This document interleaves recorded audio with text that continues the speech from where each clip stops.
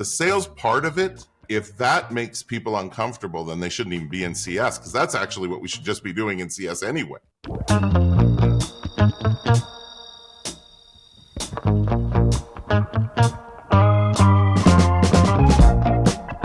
So a salesperson, right, and we all know this, comes out of the blue, either because you raised your hand or because they tracked you down, and tries to convince you that you need this thing and that it'll make your life better, right?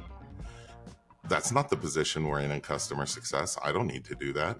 They are already buying and using the thing we have. So what am I really doing?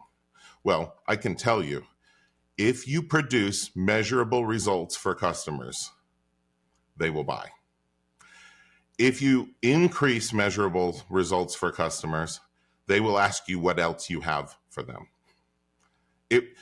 The things we think of about sales, which make it feel cheesy, sleazy, don't exist in our world, right? So when you say it sounds like sales, well, it is revenue generating, as you ended your statement with, but it's not like sales. I don't have to convince you of anything, actually. All I have to do is show measurable results and then tell you where you could get more. And if that makes people uncomfortable, then they shouldn't even be in CS, because that's actually what we should just be doing in CS anyway.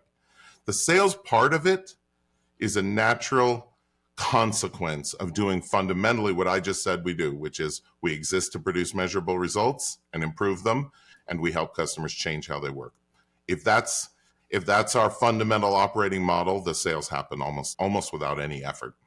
The reason for that, though, fundamentally, is that the best person to make the case for what's next is the person who took you to where you are now. And if I've laid the groundwork correctly and carefully through the whole last phase, that's why I don't like, and I haven't seen it work as well, although there are exceptions, to have an outside expansion team, identify accounts that are ripe for expansion and just jump in whenever they show up on the list of hot accounts, right? Well, I don't like it because they're not deeply embedded in the storyline that got us here. And so they tend to say things that are very oblique, and customers look at them as like, where did you come from? I'm working with Greg, and right. But the other thing is that kind of selling is the kind I really don't like, because the kind that works really well is the results-based selling. It's like, you guys improved X by doing this thing. You could improve it more by doing this other thing. Normally, what happens when an outside sales team comes in, it's more like, well, this is the next thing you should do. Here's what you should do.